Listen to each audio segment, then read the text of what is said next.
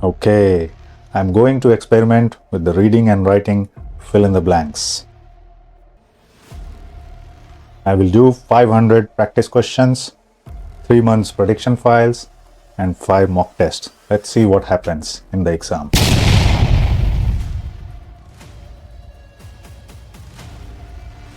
Well, that did not work. In my next attempt, I will do 1000 practice questions, 10 mock tests, and 6-month prediction files and tricks. I'm sure I will pass the PTE exam this time, especially the reading section.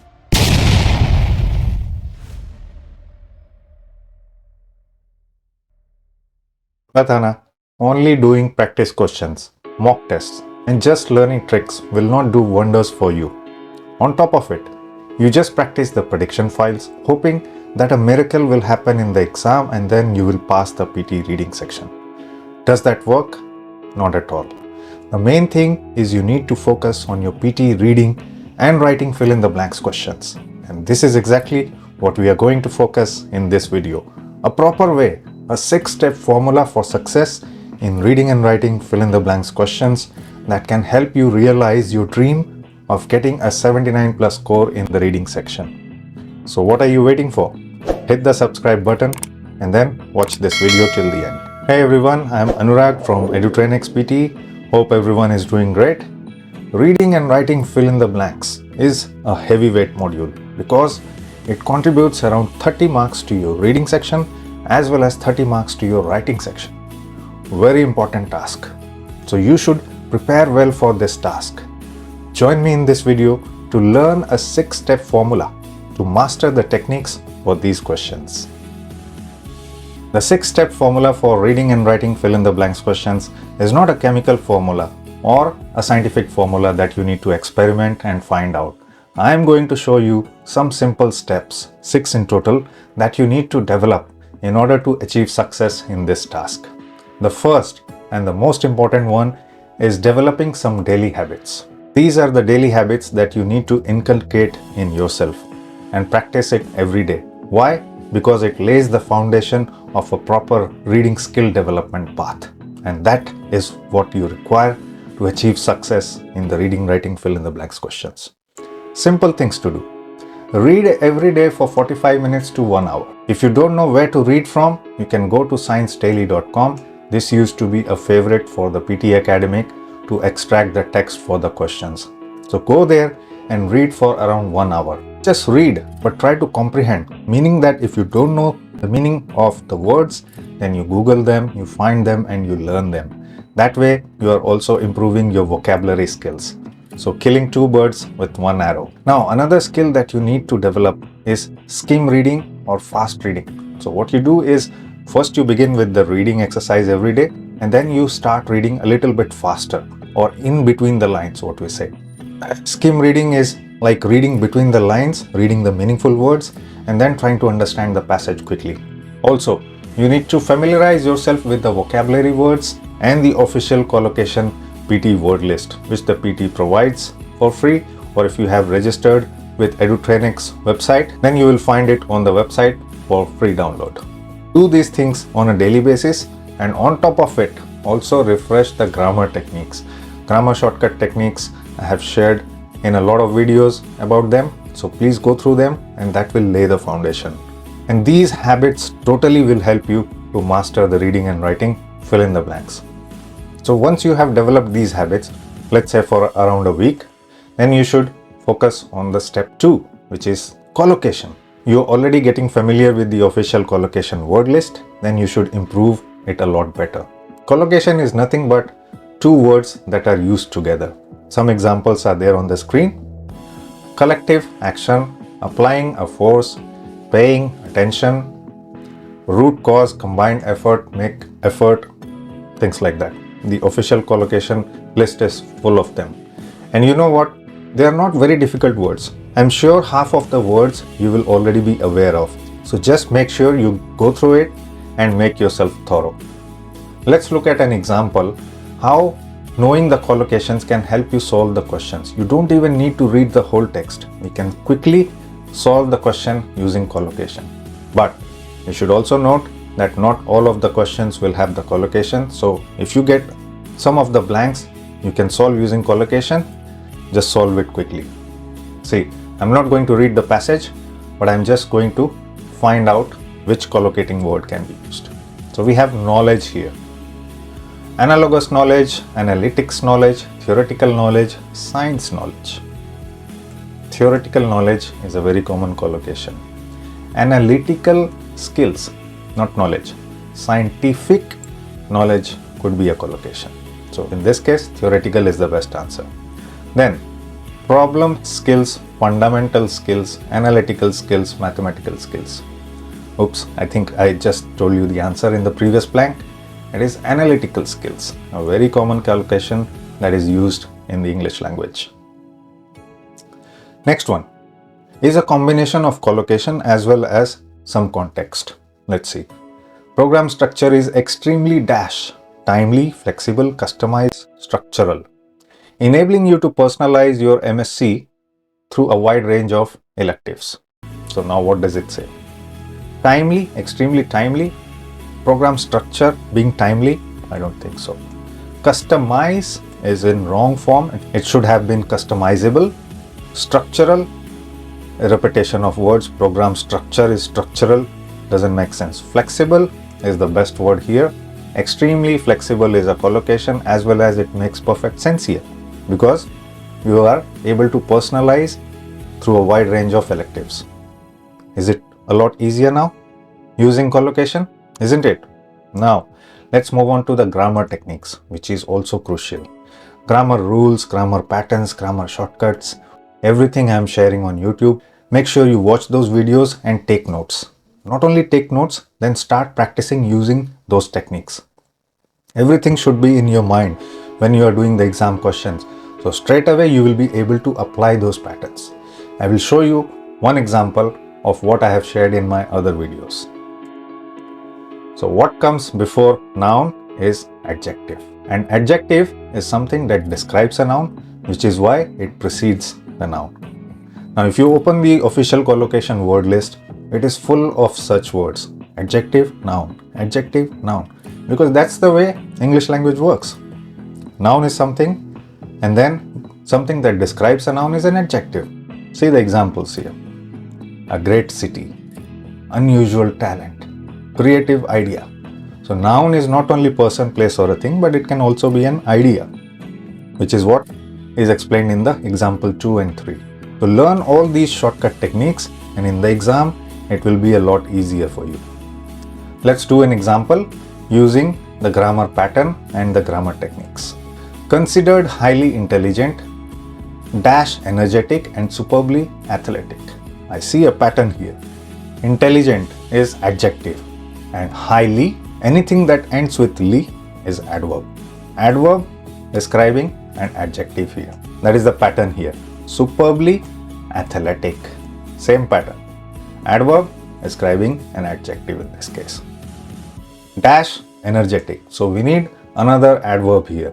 You see how understanding and identifying the pattern can help us to recognize which type of word is going to fit here. Now I see only mainly and extremely as two adverbs here. Now apply common sense, context. Highly intelligent, extremely energetic and superbly athletic, not mainly. So extremely is the best answer here. That will be the second one. The third one. These dogs frequently dash with great success in sheepdog trials and dog sports. So we are talking about dogs in this case. Now these dogs, plural. With plural noun, a singular verb will follow. Let's see. Competes is plural, so we can eliminate that. Wins is plural, again we can eliminate that. Comply and compete. Now which one will make sense here? Of course compete, because we are talking about sports here. In sports we compete with different people, in this case dogs. Next one. Border collies have been dash in their traditional work of herding livestock throughout the world. Have been dash. Have been dash. Grammar pattern. Verb 3 will come here, which is past participle after have or have been. So in this case, let's see how many verb 3s are here. Hired and employed. Now which one do you think will make more sense here? Border collies is the name of the dog. have been hired in their traditional work. Do we hire the dogs? We employ the dogs because we own the dogs. That's why we can make use of the dogs in any way we please. So now you see how grammar can help you to understand and solve the questions. We applied grammar as well as little bit of context. In the previous example with collocation, we applied collocation as well as little bit of context. In the exam, you will have a combination of these. Some blanks you can solve using collocation, some using grammar techniques, and in together you also apply the context. The next skill that you need to have, or the next step in the formula, is vocabulary. Without vocabulary, nothing will make sense to you. I've seen people trying to attempt different questions, 100 questions, 500 questions, 1000 questions, no improvement. Why? Because they don't understand the words that are given. Which is why I have told you in the daily habits that you should start developing your vocabulary. From the day one of your preparation, you should begin to read and improve your vocabulary. Only this can help you to improve your scores. And that is a well-tested formula. So I am not teaching you something that is untested. Of course, it has been tested, and we have seen numerous students using this approach have improved a lot in their score, and their final results are fabulous. So vocabulary is something that will help you to understand the meaning. Now see this example. An extremely dash idea paves way for greater things. Idea is noun here. So we need an adjective here, that we all know. But looks like everything is adjective here. Now how do you understand which word is the best one?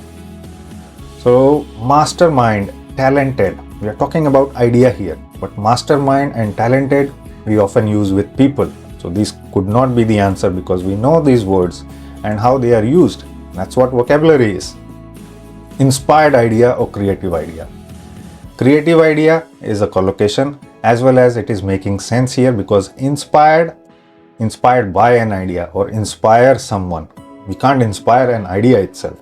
So in this case, knowledge of the vocabulary helped us to find the best answer, which is creative. Step number 5 is when you have improved the collocation, grammar and vocabulary. Then some of the questions in the exam which are context-based questions, it requires more time. Why? Because you can't apply any other techniques. All you need to do is understand the questions well and then connect the dots. Let's do an example and then you will understand how reading the whole passage helps you. These type of questions will be very few in the exam. So you do the other types of questions using the techniques, using the formula that I have shared before quickly. Once you do them quickly, you can spend more time on context-based questions. So internal combustion engines are a kind of heat engines that generate force by dash fuel mixed with an oxidizer in a combustion chamber. Combustion. So we are talking about something that burns. So heat engine that generate force by burning. I think we need a continuous tense, by burning something or by generating. So burn is not in continuous form, we can eliminate that. Generating, no. Heating, no. Combusting is the word. Had it been burning over here, that would have also been a good option. So in this case, everywhere you see in the passage, there is a lot of mention of combustion engines. So what is combustion? Basically burning. Another word for burning. So this is the best answer here. Generate force by combusting fuel mixed with an oxidizer. Next one.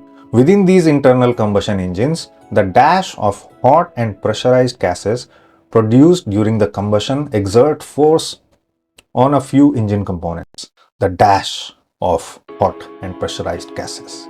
So when you burn the fuel mixed with oxidizer, what happens to the gas? It gets heated and we need the word. So diversification, not at all meaningful in this case.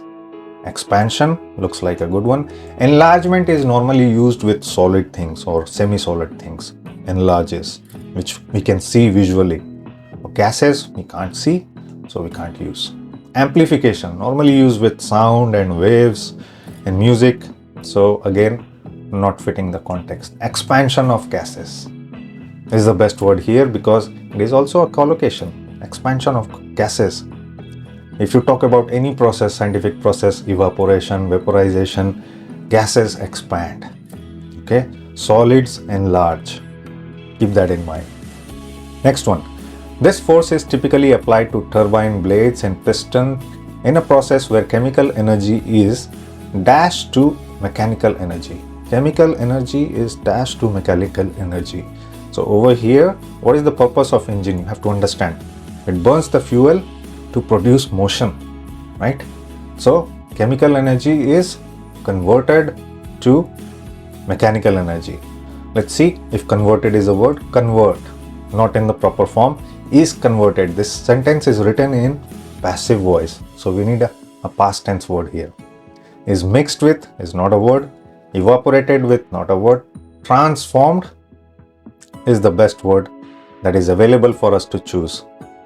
Chemical energy transformed from chemical energy to mechanical energy. So that is the best answer, and that's how you use step 5, which is understanding the context to help you solve the problem. The last step of the formula is using deduction and then time management. What I mean here is you have to understand the passage, what we did in step 5, and also deduce what is going to happen. Look at the important words that are given. Sometimes there will be some information shared, and then words like contrastingly, however, will be used. So you have to be careful when you read those words to see which kind of word will follow. Let's do this example, and then we'll talk about the time management. Australian scientists recently dashed strong evidence that great white sharks in Australian waters originate from different parts of the world. Recently dash. Recently is past, so we have to choose a past tense. Find is in present tense, we can eliminate it.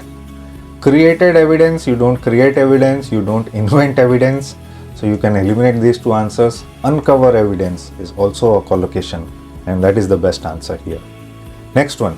These findings dash the well-established theory that the sharks are native to Australia. See here, recent evidence, what was the evidence? It originated from different parts of the world, and well-established theory is that they are native to Australia.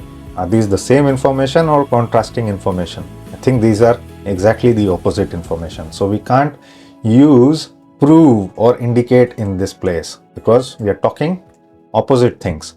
Contradict is the best word here, and that is the best answer. False is not in the correct form, so we can eliminate that. So you see how deduction can help you understand the passage and then solve the questions quickly. And last thing is time management. So make sure you have enough time to reach the last set of questions. I have seen people who do not manage their time properly and they are not able to finish the last fill in the blanks questions. So make sure you do the MCQs and reorder paragraph quickly so that you reach the fill in the blanks questions. You have enough time to spend on it so that you can maximize the score that you are looking for and get a 79 plus score.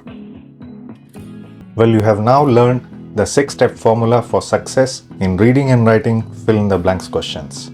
Now is the time that you start following these techniques, what you just learned, and the results will definitely follow.